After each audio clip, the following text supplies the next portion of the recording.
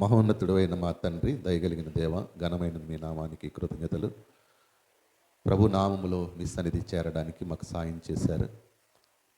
కొన్ని కీర్తనలు ఆలపించడానికి, ఆ కీర్తనల ద్వారా మీ నామము ఘనపరచబడి వాటిలో ఉన్న సందేశాన్ని మేము గ్రహించడానికి ధ్యానపూర్వకంగా నైనా పాడిన పాటలకే కృతజ్ఞతలు చెల్లించుకుంటున్నాను.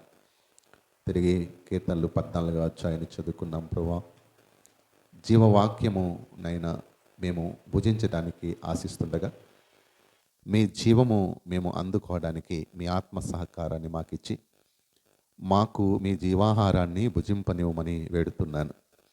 నేను వచ్చిన మీ బిడ్డలందరితో మీరు మాట్లాడండి. మీ పక్షముగా నిలబడుతున్న నిష్ప్రయోజకుడైన దాసుడను నన్ను మరుగుపరిచి నేను యజమాన్యమై మీరు వాడుకోవడానికి కృపనివ్వండి.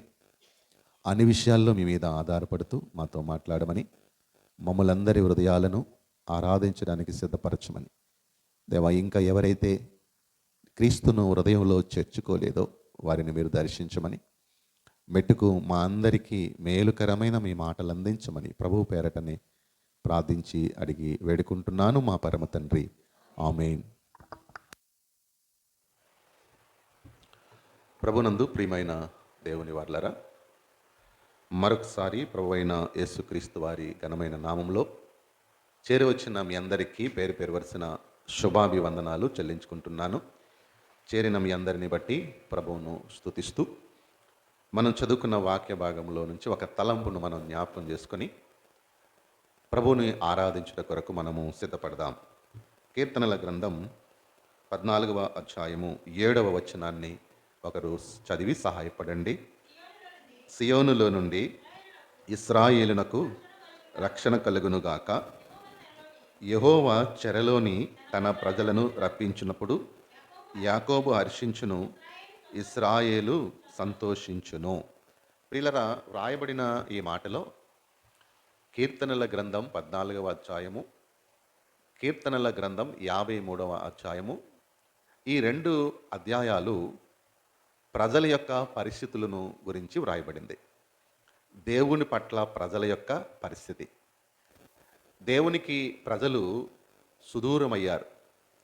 వారి మనసులలో దేవుడు లేడు అన్న ఆలోచనలోనికి వెళ్ళి, దేవుణ్ణి వెతకలేని పరిస్థితిలోనికి వెళ్ళి, మనుషులలో మేలు చేసే వారు ఒక్కరు కూడా లేకుండా, వివేకము లేకుండా, పూర్తిగా మానవాళి దేవునికి దూరమైపోతున్న దశలో ఉన్న వారిని వర్ణిస్తూ వ్రాయబడిన కీర్తనలు ఈ 2 కీర్తనలు. ఇది మనందరి పరిస్థితి అయితే, లోకంలో ఉన్న మనుషులందరి పరిస్థితి అయితే, ఈ పరిస్థితులలో కూడా దేవుడు చేసిన ఒక ఆలోచన ఏమిటి అనంటే, ఇక్కడ రాయబడిన మాట, సియోనులో నుండి ఇశ్రాయేలునకు రక్షణ కలగాలి అని దేవుడు ఆశిస్తున్నాడు. తన ప్రజలను ఏర్పరచుకున్న తన ప్రజలను దేవుడు రక్షించాలి అని ఆశిస్తూ ఏమని రాయబడిందంటే, యెహోవా చెరలోని తన ప్రజలను రప్పిస్తాడు అని రాయబడింది. చెరలోని తన ప్రజలను రప్పించినప్పుడు వారు ఏం చేస్తారంటే, యాకోబు అంటే రప్పించబడిన ప్రజల సమూహము హర్షిస్తారంట, ఇశ్రాయేలు సంతోషిస్తారంట. ఇశ్రాయేలు అన్న ఆయన నామమెరిగిన సమూహమే. ఆయన ప్రజలు హర్షించి సంతోషిస్తారు అని ఇక్కడ రాయబడింది. ఇదే మన ఆరాధనకి మూలం. లోకమంతా దేవునికి దూరమైన చర్యలలో ఉన్నప్పుడు వారిలో మనము కూడా ఉన్నాం. ఈ దూరమైపోయిన పరిస్థితికి కారణము ఏమిటి అనంటే, చెరలోనికి వెళ్ళిపోవడం. ఏంటి చెప్పండి? చెరలోనికి వెళ్ళిపోవడం. దీని అర్థం ఏమిటంటే, తిమోతికి రాసిన 2వ పత్రిక, తిమోతికి రాసిన 2వ పత్రిక 2వ అధ్యాయము, తిమోతికి రాసిన 2వ పత్రిక 2వ అధ్యాయము 24, 26 కలిపి ఉన్న వచనాలను ఒకసారి చదువుకుందాం ప్రియులారా. తిమోతికి రాసిన 2వ పత్రిక 2వ అధ్యాయము 24, 26 వచనాలు. సత్య విషయమైన అనుభవ జ్ఞానము వారికి కలుగుటకై దేవుడు ఒకవేళ ఎదుడారు వారికి మారు మనసు దయచేయును.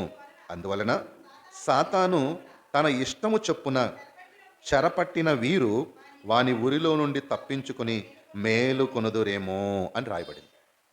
ప్రియులారా, ఇక్కడ రాయబడిన ఈ మాటలో ఉన్న విషయం ఏంటంటే, మానవాళి దేవునికి దూరమైపోవడానికి గల కారణం దేవుడు లేడు అని, దేవుణ్ణి వెతకలేని వివేకముతో, దేవునికి దూరంగా వెళ్ళిపోయిన అజ్ఞానముతో మనుషులు ఉండడానికి గల కారణము ఏమిటంటే చెరపట్టబడ్డారు అని రాయబడింది. చెరపట్టబడ్డారు ఎవరి ద్వారా? సాతాను ద్వారా అంట. ఒకటి గమనించండి, మన నిస్సహాయ స్థితి మనకు అర్థమైతే మనము దేవుని సహాయాన్ని కోరతాం. మన సమస్య మనకు అర్థమైతే పరిష్కారము కొరకు ప్రభు దగ్గరికి వస్తాం. మనిషి తన పాపపు స్థితి అర్థమైతేనే రక్షకుడైన యేసు దగ్గరికి వస్తాడు. రక్షణ యొక్క అవసరత పాపం విషయంలో మనిషి గుర్తించాలి. అది గుర్తించినంత వరకు, అంటే నా రోగము నాకు అర్థం కానంత వరకు నేను హాస్పిటల్కి వెళ్ళాలని నాకు అనిపించదు. నా సమస్య నాకు అర్థం కానంత వరకు, దాని తీవ్రత అర్థం కానంత వరకు, అంటే దాని పూర్వపరాలు, దానివల్ల నష్టం ఏంటి, అది నాకేం నష్టం, నా కుటుంబానికి ఏమి నష్టం, నా సంఘానికి ఏమి నష్టం, నా సమాజానికి ఏమి నష్టం, తీవ్రమైన సుదీర్ఘమైన నష్టాన్ని తీసుకువచ్చే ఈ ఈ పాపపు స్థితి లేదా ఈ సమస్య మనకు అర్థం కాకపోతే పరిష్కారం దగ్గరికి మనం రాలేం. అందుకని ఇక్కడ మొదటిగా మనుషులంగా మనకు అర్థం కావాల్సింది ఏంటంటే మన సమస్య మనకు అర్థం కావాలి. నా సమస్య నాకు అర్థం కావాలి. ఎవరికి వారే.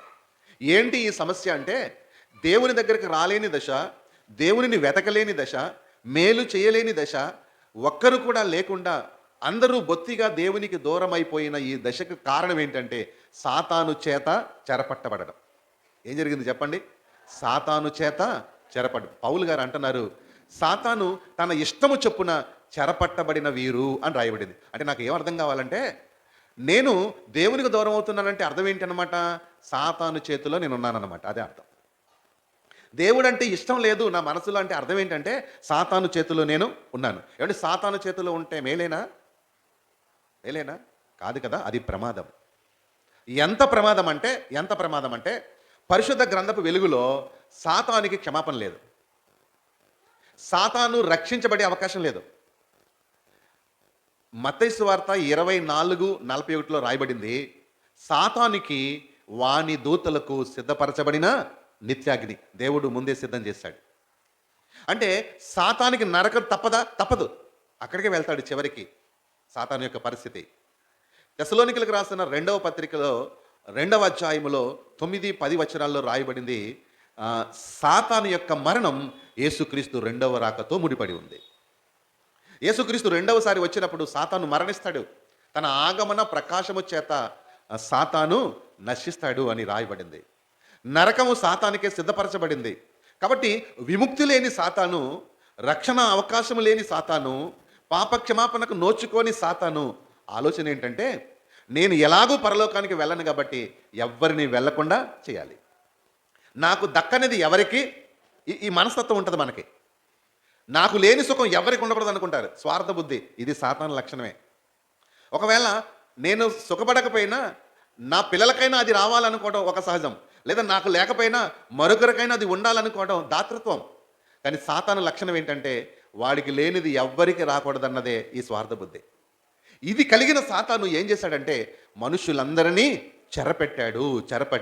ఇక్కడ గుర్తించవలసింది ఏంటంటే నన్ను పట్టుకున్నాడు సాతాను, మిమ్మల్ని పట్టుకున్నాడు, ప్రపంచ ప్రజలందరినీ పట్టుకుని ఏం చేశాడంటే తన ఇష్టము చొప్పున చెరపట్టబడ్డారు. ఇది మనుషులందరి పరిస్థితి. అయితే ప్రేమ కలిగిన దేవుడు ఒక ప్రణాళికను చేశాడు. అది ఏంటంటే చెరలో నుండి తన ప్రజలను విడిపించడం. అందుకనే ప్రవక్త ద్వారా దేవుడు ఈ ప్రవచనాన్ని వ్యక్తపరిచాడు. ప్రియులారా చూడండి, యెషయా గ్రంథం 65వ అధ్యాయము. యెషయా గ్రంథం 65వ అధ్యాయము 17-18 వచనాలు చదువుతాం ప్రియులారా. యెషయా గ్రంథం 65వ అధ్యాయము 17-18 వచనాలు. ఇదిగో నేను క్రొత్త ఆకాశమును క్రొత్త భూమిని సృజించుచున్నాను, మునుపటివి మరువబడును, జ్ఞాపకమునకు రావు. నేను సృజించుచున్న దాన్ని గూర్చి మీరు ఎల్లప్పుడూ హర్షించి ఆనందించండి. నిశ్చయముగా నేను యెరూషలేమును ఆనందకరమైన స్థలముగాను ఆమె ప్రజలను హర్షించు వారిగాను సృజించుచున్నాను అన్నాడు. అంటే దేవుడు ఏమని ఆలోచన చేస్తున్నాడంటే దేవుని వెతకలేని, దేవునికి పూర్తిగా దూరం అయిపోవడానికి కారణమైన సాతాను చెరపట్టబడిన మనుషులనంట దేవుడు విడిపించి ఆ శాతాను చెర నుండి విడిపించి ఒక క్రొత్త స్థితిలోనికి నిన్ను తీసుకుని వెళ్ళి, ఒక క్రొత్త లోకానికి నిన్ను తీసుకుని వెళ్ళి, ఒక క్రొత్త జనాంగంగా నిన్ను చేసి ఆయన ఏం చేయాలనుకుంటున్నాడంటే నిన్ను హర్షించేవానిగా చేయాలనుకుంటున్నాడంట. నిన్ను ఆనందపడేవానిగా చేయాలనుకుంటున్నాడు. ఇది దేవుడు ఇచ్చిన గొప్ప మహాభాగ్యం. అందుకని ఇక్కడ రాయబడిన మాట యొక్క ఉద్దేశం ఏంటంటే ఆమె ప్రజలను హర్షించు వారిని గాను సృజించుచున్నాను. అంటే దేవుని యందు సంతోషించేవానిగా, దేవుని యందు ప్రహర్షించేవానిగా దేవుడు నిన్ను చేస్తాను అంటున్నాడు. ఇదే ఆయన యొక్క వాగ్దానం. ఇదే మనుషులందరి కొరకు దేవుడు ఉద్దేశించిన నిత్య సంకల్పం. ప్రియమైన వాళ్ళరా, ఆ సంకల్పమును బట్టి దేవుణ్ణి వెతకలేని మనం, దేవుడు లేడని దేవుని దగ్గరికి రాలేని మనం, నీతిమంతులుగా బ్రతకలేని మనం, మేలు చేయడం చేతకాని మనం, దేవునికి పూర్తిగా దూరం అయిపోయిన మనం, కారణం సాతాను చెరపట్టబడితే దేవుడు ఇచ్చిన ఈ వాగ్దానాన్ని బట్టి, దేవుడు ఇచ్చిన ఈ వెసులుబాటును బట్టి ఏమి అవకాశం కలిగింది అనంటే దేవుని యందు చెర నుండి తప్పించబడి ఆ దేవుని యందు హర్షించే భాగ్యం దొరికింది. ఆ దేవుని యందు సంతోషించే భాగ్యము దొరికింది. అదే యేసుక్రీస్తులో రక్షణ ఆరంభించడం అంటే, అదే యేసుప్రభుని నమ్మడం అంటే, యేసుప్రభు దగ్గరికి రావడం అంటే, యేసుప్రభును మన హృదయంలో చేర్చుకోవడం అంటే, యేసుక్రీస్తు వారి ఈ లోకానికి వచ్చి ఆయన శిలువ యాగాన్ని చేసి ఆయన మరణించి సమాధి చేయబడి తిరిగి లేవడం ద్వారా మనందరికీ సర్వలోకమునకు ప్రాప్తించే గొప్ప భాగ్యము, కృపచేతనైన భాగ్యం, ప్రేమచేతనైన భాగ్యము. అది ఏమిటంటే చెర నుండి విడిపించబడి దేవుని యందు సంతోషించే స్థితిలోనికి మనము రాగలగడం.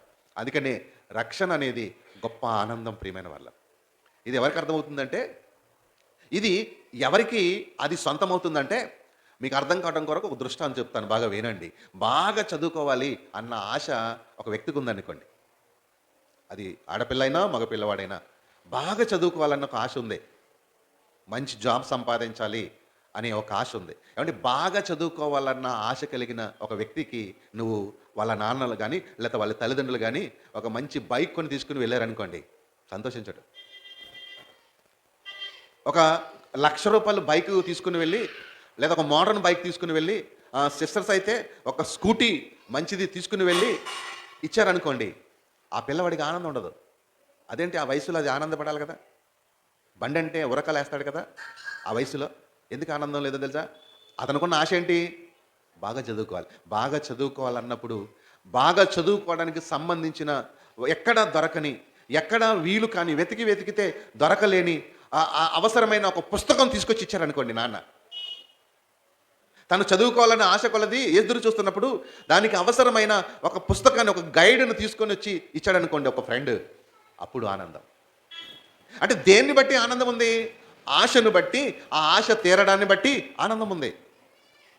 దేవునిలో మనకున్న ఆశ పాపము నుండి తప్పించబడమే అయితే, సాతాను నుండి తప్పించబడమే అయితే, దుష్టుని చెర నుండి తప్పించబడమే అయితే, ఆ ఆశను తీర్చే దేవునిని బట్టి మనం తప్పకుండా సంతోషిస్తాం. అదే దేవుని నమ్మినందుకు కలిగే హృదయ ఆనందం. ప్రియమైన వల్ల అది మనకు ఎట్లా అర్థమవుతుందంటే, మనకు ఆశ ఉన్నప్పుడు, నరకము నాకు వద్దు అనుకునే ఆశ నీకు లేకపోతే, ఆ నరకం నుంచి తప్పించిన దేవునిని బట్టి నువ్వు ఎట్లా ఆనందపడతావు? ఎట్లా ఆనందపడతావు? పంది ఏం కోరుకుంటుందంట? ఆ మురికే కోరుకుంటుంది. చక్కగా బట్టలేసినా, చక్కగా ఉస్తాబు చేసి అందరిలో లాగానే నీకు ఏసీ రూములో పెడతానన్నా ఉండదంట. అందుకనే దాని యొక్క స్వభావమే అది కాబట్టి అలా ఉండదు. దేవుడు మనల్ని ఎలా చూడాలనుకుంటున్నాడంటే, ఆ స్వభావం నువ్వు తీసివేసి దేవుడు ఆశించిన దేవునితో నేను ఎల్లప్పుడూ ఉండాలి, దేవునితో ఎల్లప్పుడూ నేను సంతోషించాలన్న ఆశ నీకుంటే నీ ఆశను దేవుడు తీరుస్తాడు. ఆశ కలిగిన ప్రాణాన్ని దేవుడు తృప్తిపరుస్తాడు. అదేంటో తెలుసా? సాతాను చేత మనందరం చెరపట్టబడి సాతాను ఉన్న ఆ నరకానికే వెళ్ళవలసిన మనము, దేవుడు ఒక సదవకాశాన్ని ఇచ్చి క్రీస్తులో ఆయన ఏమన్నాడంటే, చెర నుండి విడిపించి వారినందరినీ నేను ఏం చేస్తానంటున్నాడు? ఆయన ప్రహర్షించేవారిగా చేస్తానంటున్నాడు. వారినందరినీ సంతోషించేవారిగా చేస్తానంటున్నాడు. ప్రియమైన వాళ్ళరా, ఈ సంతోషము నీకు వచ్చిందా? సాతాను చేతిలోంచి నేను విడిపించబడి దేవుని చేతిలోనికి వచ్చాను, ఆయన భాగ్యం ఇది అని ఆ సంతోషం నీకు కలగడమే అదే రక్షణ ఆరంభించడం, అదే ప్రభుని నమ్మడం, అదే దేవుని దగ్గరికి రావడం. ప్రియమైన వాళ్ళరా, కాబట్టి ఆశ కలిగి నువ్వు దేవుని దగ్గరకు వస్తే ఆయన నీకు ఆ ఆనందాన్ని ఇస్తాడు. మనందరికీ అర్థం కావాల్సింది ఏంటంటే, దేవుడు నన్ను సాతాను చేతిలోంచి విడిపించి ఆ దేవుని యందు ప్రహర్షించేవానిగా, హర్షించేవానిగా దేవుడు చేయాలనుకుంటున్నాడు నన్ను. ఆ దేవుని యందు నేను సంతోషించేవాడిగా చేయాలనుకుంటున్నాడు దేవుడు అని ఈ మాటలు గనక నువ్వు విశ్వాసం ఉంచగలిగితే ఈ వాగ్దానం ఏంటో తెలుసా? తన ప్రజలను ఆయన హర్షించేవానిగా నేను సృజిస్తాను, అట్లా మారుస్తాను అంటున్నాడు, అలా చేస్తాను అంటున్నాడు. ప్రియమైన వాళ్ళారా, అలాగూ చేయబడిన వారమై దేవునిలో హర్షించి ఆయనను ఆరాధించాలని ఆయన కోరుతున్నాడు. ఈ వాగ్దాన ప్రకారం సాతాను యొక్క చెర నుండి మనల్ని విడిపించి తన ప్రజలుగా చేసుకుని ఒక నూతన సృష్టిగా చేసి తన ప్రజల యందు లేదా దేవుడిచ్చిన ఆ భాగ్యమందు హర్షించేవానిగా మనల్ని సృష్టించి ఎలాగున మనల్ని ఆనందింపజేస్తున్నాడో కొన్ని తలంపులు మనం ధ్యానం చేసి ఆరాధన సమయంలోనికి వెళ్దాం. మొదటి తలంపు ఏమిటంటే కీర్తనల గ్రంథం 51వ అధ్యాయము 7-8 వచనాలు ఒకసారి చదువుదాం. కీర్తనల గ్రంథం 51వ అధ్యాయము 7-8 వచనాలు. నేను పవిత్రునగునట్లు హిస్సోపుతో నా పాపం పరిహరింపుము, హిమము కంటెను నేను తెల్లగా ఉండినట్లు నీవు నన్ను కడుగుము, ఉత్సాహ సంతోషములు నాకు వినిపింపుము, అప్పుడు నీవు విరిచిన ఎముకలు హర్షించును. తర్వాత 8వ వచనం కూడా 9వ వచనం కూడా, నా పాపములకు విముఖుడము కమ్ము, నా దోషములన్నిటినీ తుడిచివేయము. ప్రియులరా, ఇక్కడ దేవుడు హర్షించేవానిగా చేయడంలో ఉన్న ఫలితం ఏంటంటే, ఆశీర్వాదం ఏమిటంటే పాప క్షమాపణ ఇవ్వడం. ఏంటి చెప్పండి? పాప క్షమాపణ ఇవ్వడం. భక్తుని జీవితంలో తప్పు జరిగింది, దేవుని వేడుకుంటున్నాడు. మన జీవితాల్లో కూడా తప్పు జరిగింది. అసలు సాతాను చేత చెరపట్టబడిందే ఎందుకు? పాపం చేయడానికి కదా. ఎందుకు పట్టుకుంటాడు సాతాను మనుషులని? పాపం చేయించడానికే కదా. ఆదమవ్వలను ఎందుకు పట్టుకున్నాడు? పాపం చేయించడానికే. కయ్యను ఎందుకు పట్టుకున్నాడు? పాపం చేయించడానికే. ఆనాటి నుండి ఈనాటి వరకు ప్రతి మనిషిని తన ఇష్టం చెప్పున ఎందుకు చెరపడుతున్నాడంటే పాపం చేయించడానికే. సాతాను చెరపట్టబడి పాపము చేసిన వారిగా ఉండి దుఃఖకరమైన స్థితిలోనికి వెళ్ళిపోయిన మనలనంట దేవుడు సృజించాడు క్రొత్తగా. ఎలాగంటే ప్రహసించేవాడుగా. దేవుడు మనల్ని ప్రహసించేవాడిగా చేశాడు, సంతోషించేవాడిగా చేశాడు. అది ఆయన చేసిన గొప్ప కార్యం. ఆ కార్యంలో ఉన్న వివరణ ఏంటంటే, ఏం చేశాడంటే పాపములకు ప్రాయశ్చిత్తం చేశాడు. ఏం చేశాడు చెప్పండి? పాపములకు ప్రాయశ్చిత్తం చేశాడు. అందుకని ఇక్కడ దావీదు అనుభవం అక్కడ ఏమంటున్నాడంటే, నీవు విరిచిన ఎముకలు హర్షించును, అప్పుడు నీవు విరిచిన ఎముకలు హర్షించును. నా హృదయాన్ని నువ్వు విరగొట్టావు కదా, నల్లగొట్టావు కదా, నీవు గనక నన్ను శుద్ధి చేస్తే, నీవు గనక నా పాపములన్నింటినీ తుడిచివేస్తే, నీవు గనక నన్ను పవిత్రపరిస్తే, నాకు క్షమాపణిస్తే, అప్పుడు నాకేమవుతుందో తెలుసా? అప్పుడు నేను హర్షిస్తాను అంటున్నాడు, అప్పుడు నేను సంతోషిస్తాను అంటున్నాడు. దేవుని వలన మనకు వచ్చే ఈ హర్షించడంలో, దేవుని వలన మనకు వచ్చే ఈ సంతోషంలో కలిగిన మేలు ఏమిటంటే పాప క్షమాపణ ఇవ్వడం. ఏంటి చెప్పండి? పాప క్షమాపణ. మరల చెప్తున్నాను ప్రియమైన వాళ్ళరా, ప్రేమతో విన్నవించుకుంటున్నాను. నాకు అర్థం కావాల్సింది, నీకు అర్థం కావాల్సింది ఏంటో తెలుసా? క్షమాపణే. ఒక మనిషికి రక్షణ అర్థం కావాల్సింది ఎలాగంటే క్షమాపణ ద్వారానే. క్షమాపణ ద్వారా. అసలు చెప్పాలంటే బైబిల్లో ఉన్న సూత్రం ఏంటంటే, బైబిల్లో ఉన్న సారాంశం ఏంటంటే, ఒక మనిషి క్షమించే యేసు ప్రభు దగ్గరకు వచ్చి క్షమించబడమే రక్షణ పొందడం. అంతే.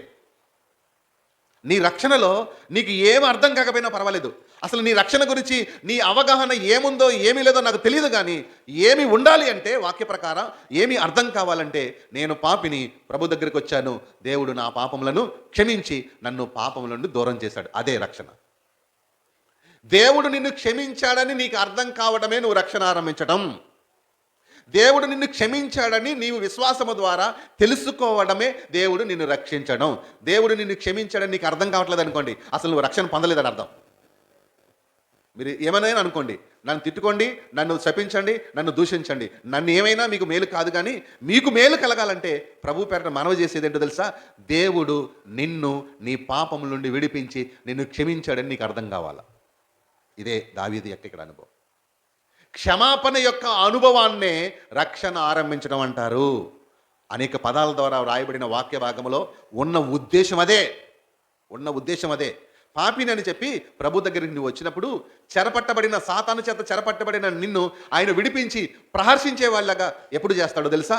నీ పాపములకు ఆయన విముఖుడై నీ పాపములన్నింటినీ తుడిచివేసి నీకు పాపక్షమాపణ ఇచ్చి ఆ క్షమాపణ నీకు అర్థం కాలేదనుకోండి, ఒకసారి వాక్యపు వెలుగులో మరొకసారి ఆలోచించండి. ఆ క్షమాపణ నీకు అర్థం కావట్లేదు అనుకోండి, దేవుడు నన్ను క్షమించినట్లు నాకు తెలియట్లేదండి అన్నాడు అనుకోండి, నీ వ్యక్తిగత ప్రార్థనలో ఒకసారి మరలా పదును పెట్టండి. నీ ప్రార్థనను మరలా ఒకసారి యథార్థంగా నీవు ప్రార్థన చేసే స్థితిలోకి వెళ్ళగలగాలి. యథార్థంగా వాక్యపు వెలుగులోకి చూసుకొని విశ్వాసం ఉంచగలగాలి. నీ ప్రార్థనా జీవితంలో లేదా వాక్య ధ్యాన జీవితంలో ఈ రెండింటి ద్వారా నీకు స్పష్టం చేస్తాడు దేవుడు, తాను నిన్ను క్షమించి రక్షించానని. అది అర్థం కావడమే రక్షణ. దాని వెనకే మార్పు ఉంది, దాని వెనకే విశ్వాసం ఉంది, దాని వెనకే బ్యాప్తిజ సాక్ష్యం ఉంది, దాని వెనకే ఆరాధించడం ఉంది, దాని వెనకే మందిరానికి రావడం ఉంది, దాని వెనకే అందరినీ ప్రేమించడం ఉంది, దాని వెనకే క్రైస్తవ జీవిత విధానం అంతా ఉంది. ఆ క్షమాపణ లేకుండా ఇవన్నీ వ్యర్థమే.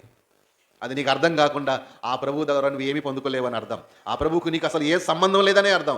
దేవునికి నీకు సంబంధం ఉంటే, దేవుడు నీకు ఉపకారం చేస్తే, మేలు చేస్తే, ఆయన నీకు చేసే మహోపకారము ఒకే ఒకటి, అదేంటో తెలుసా? నిన్ను క్షమించడమే. అదే రక్షణ ఆరంభం. ప్రియమైన వాళ్ళ, ఇదే బైబిల్లో ఉంది. ఆరంభములో వాక్యం చదివినప్పుడు ఏమీ అర్థం కాదు మనకి. అనుభవం కొలది దేవుని మనసు అర్థం కావాలి. అదే ఈ సారాంశం.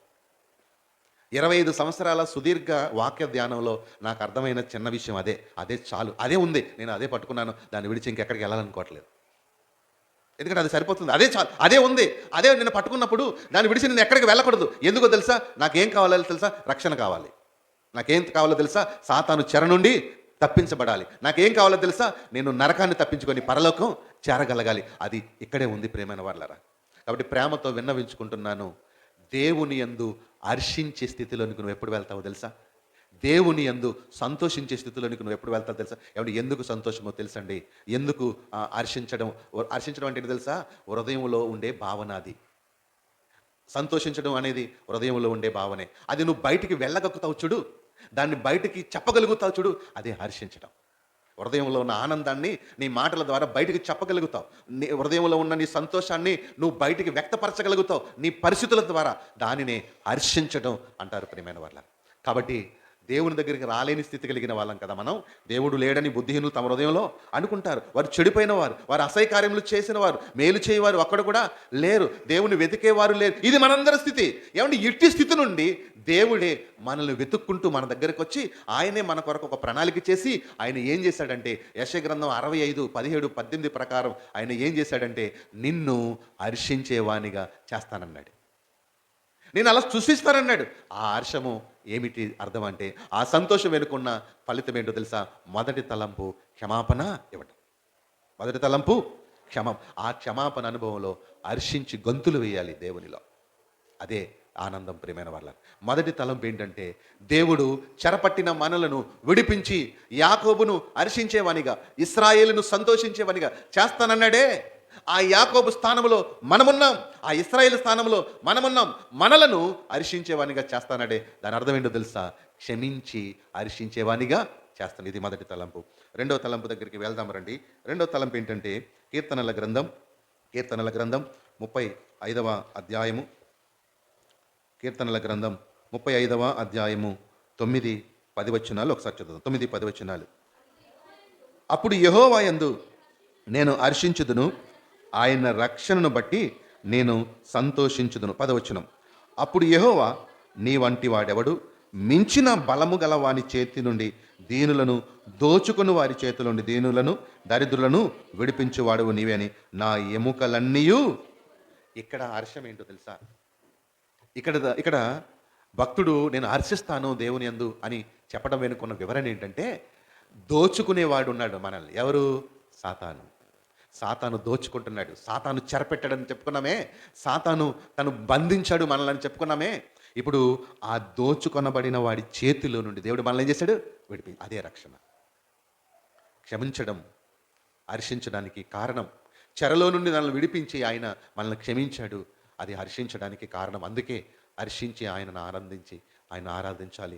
రెండో తలంపు ఏంటంటే, నాకంటే బలవంతుడైన సాతాను చేతిలో నుండి దేవుడు నన్ను విడిపించాడు. సాతాను చేతిలో నుండి, ఇక్కడ రాయబడింది, దోచుకొనబడిన వారి చేతిలో నుండి దేవుడు విడిపించాడు. అదే రక్షణ. ఆ రక్షణ ఇచ్చడానికి దేవుడు ఏం చేశాడంటే, మొదటిది క్షమించాడు, పాపముల నుండి క్షమాపణ ఇచ్చాడు దేవుడు. రెండవది, సాతాను యొక్క బలమైన చేతుల్లో నుండి దోచుకున్నాడు నన్ను, వాడి దోచుకున్న ఆ స్థితి నుండి దేవుడు నన్ను ఏం చేశాడు? బయటికి విడిపించాడు. అదే ప్రహర్షించడానికి హేతువు. ఇది రెండవ తలంపు. రండి మూడవ తలంపు ఏమిటో చూసుకొని మనము ఆరాధనలోకి వెళ్దాం. చూడండి, కీర్తనల గ్రంథం 108వ సంకీర్తన, 108వ సంకీర్తన. కీర్తనల గ్రంథం 108వ సంకీర్తన 4, 5, 6 కలిపి ఉన్న వచనాలు చదువు. 5, 6 వచనాలు. యెహోవా నీ కృప ఆకాశం కంటే ఎత్తైనది, నీ సత్యము మేఘముల అంతా ఎత్తుగానున్నది. దేవా, ఆకాశము కంటే అత్యున్నతుడుగా నిన్ను కనుపరుచుకొనుము, నీ ప్రభావము సర్వభూమి మీద కనబడనిమ్ము. నీ ప్రియులు విమోచింపబడినట్లు నీ కుడి చేతిలో నన్ను రక్షించి నాకుత్తరమిమ్ము. తన పరిశుద్ధతతోడని దేవుడు మాట ఇచ్చున్నాడు, నేను ప్రహర్షించెదను. ఇక్కడ దేవుడు ఏం చేశాడంటే మాట ఇచ్చి విమోచించాడు. ఏం చేశాడు చెప్పండి? విమోచించాడు. తను మాట ఇచ్చాడు కదా. ఆ యెషయా గ్రంథంలో మనం చదువుకున్నాం కదా, 65లో 17, 18లో ఆయన ఏమని మాట ఇచ్చాడు? మనకంటే బలవంతుడైన చేతిలో నుండి, దోచుకునే వారి చేతిలో నుండి విడిపించి ఆయన ప్రహసించేవారిగా, సంతోషించేవారిగా సృష్టిస్తానంటున్నాడు, అలా చేస్తానంటున్నాడు. దేవుడు మనల్ని అలా చేశాడు ప్రియులరా. ఏమంటే మనలో ఏం జరిగిందో మనకు తెలియదు, కానీ జరిగిన తర్వాత దేవుడు మనల్ని ఎట్లా మార్చాడో మనకు అర్థమైతే, ఎలా మనలో విశ్వాసం కలిగించాడో అర్థమైతే, అసలు దేవుని దగ్గరికి వచ్చి దేవునిలో ఇలా నిలిచి ఉండడానికి, ఈ స్థితిలో ఉండడానికి దేవుడు ఎన్నెన్నైతే మనకు చేశాడో అవన్నీ ఆలోచిస్తే ఆశ్చర్యం కలుగుతుంది. అవి ఏంటంటే విమోచించాడు దేవుడు. ఏం చేశాడు చెప్పండి? విమోచించాడు. విమోచిస్తానని మాట ఇచ్చాడంట. మాట ఇచ్చాడు కదా దేవుడు. మనం ఇందాక చదువుకున్నాం కదా, వారిని ప్రహర్షించేవారిగా నేను వారిని సృష్టిస్తాను, నా యందు సంతోషించేవారిగా సృష్టిస్తాను. ఓ మాట చెప్తాను, బాగా వినండి. రక్షణ గురించి అర్థమైన తర్వాతే చావాలి. రక్షణ గురించి అర్థమైన తర్వాతే చావు రావాలి ఎవరికైనా. రక్షణ గురించి అర్థం కాకుండా చావు వచ్చేసింది అనుకోండి, చనిపోయిన తర్వాత అర్థమవుద్ది. చనిపోయిన తర్వాత అప్పుడు సంతోషించడం కుదరదు. దేవుడు రక్షించిన ఆ విలువైన స్థితి ఏంటో, పాపం యొక్క ప్రభావం ఏంటో, పాపం యొక్క నష్టం ఏంటో, దానివల్ల నేను ఏమేమి కోల్పోతున్నానో ఏమీ అర్థం కాదు. అర్థం కాకుండా అన్నీ కోల్పోతాం, నరకానికి వెళ్ళిపోతాం. అప్పుడు అక్కడ అర్థమవుద్ది. అర్థమైన తర్వాత ఆ క్షమాపణ విలువ అక్కడ అర్థమవుతుంది. అక్కడ అర్థమైన ప్రయోజనమేమీ లేదు, ఏం ప్రయోజనం ఉండదు. కనుకనే దేవుడు సాతానుకి సిద్ధపరిచిన ఆ నరకము, సాతాను దూతలకు వాని అనుచరులకు సిద్ధపరిచిన నిత్యాగ్నికి నిన్ను వెళ్లకుండా ఉండాలని, నువ్వు అక్కడికి చేరకుండా ఉండాలని ఆయన చేసిన ప్రణాళిక ఏంటో తెలుసా? నిన్ను చెర నుండి తప్పించి ఆయన యందు హర్షించేవానిగా చేయాలనుకుంటున్నాడు. ఆయన యందు సంతోషించేవారిగా చేయాలనుకుంటున్నాడు. అందుకే ఆయనను ఆరాధించాలి. ఎలా హర్షించేవానిగా చేశాడో, ఎలా సంతోషించేవానిగా చేశాడో 3 తలంపులు మనం చూసాం.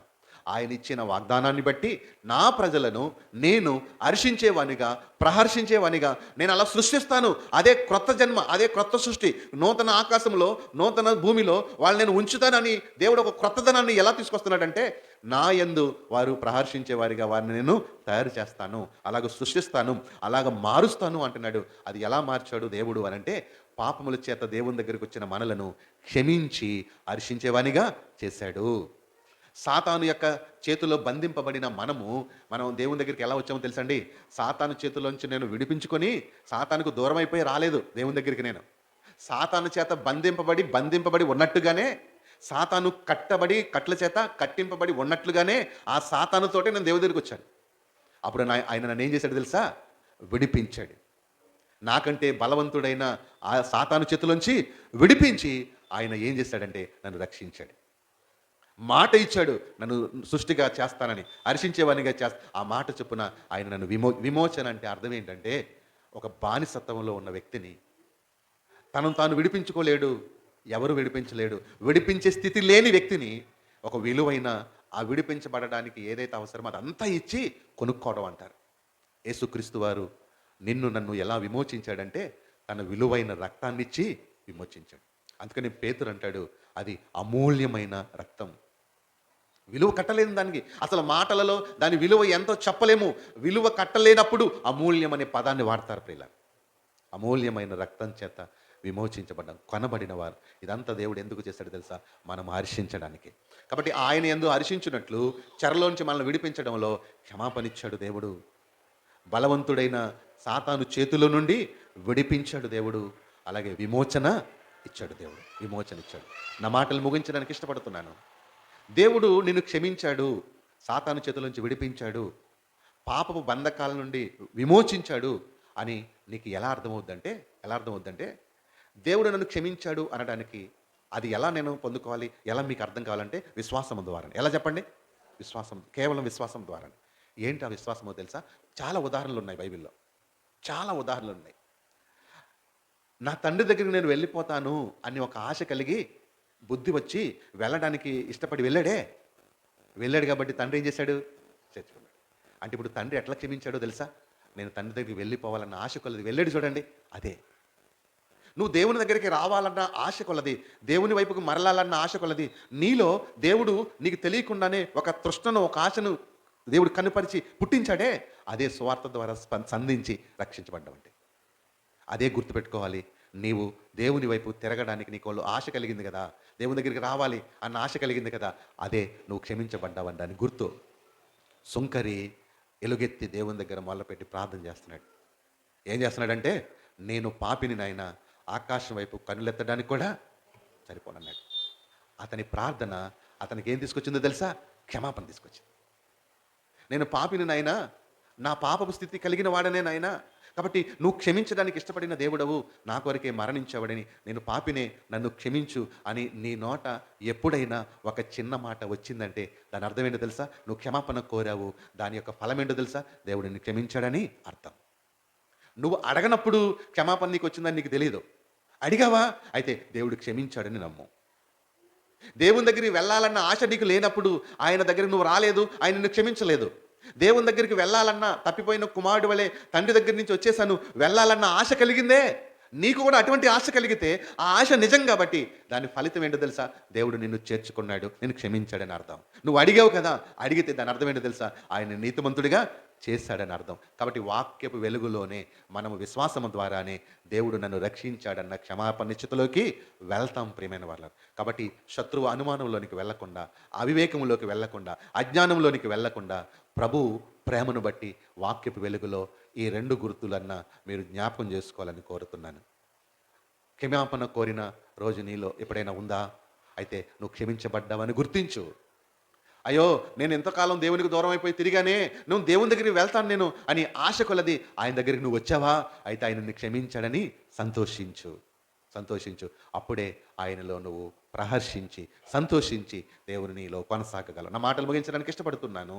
మన ధ్యాన భాగం ఏంటంటే, చెరపట్టిన చెరలో నుండి దేవుడు విడిపించి వారిని ప్రహర్షించేవానిగా, సంతోషించేవానిగా ఆయన చేస్తానన్నాడు. అందుకే ఆయనను ఆరాధించాలి. ప్రహర్షించేవానికి ఎట్లా చేశాడంటే పాప క్షమాపణ ఇచ్చి, ప్రహర్షించేవానికి ఎట్లా చేశాడంటే బలవంతుడైన సాతాను చేతిలోంచి నన్ను విడిపించి, ప్రహర్షించేవానికి ఎట్లా చేశాడంటే విమోచించి. ఈ 3 తలంపులకై ఆయనను ఆరాధన చేద్దాం.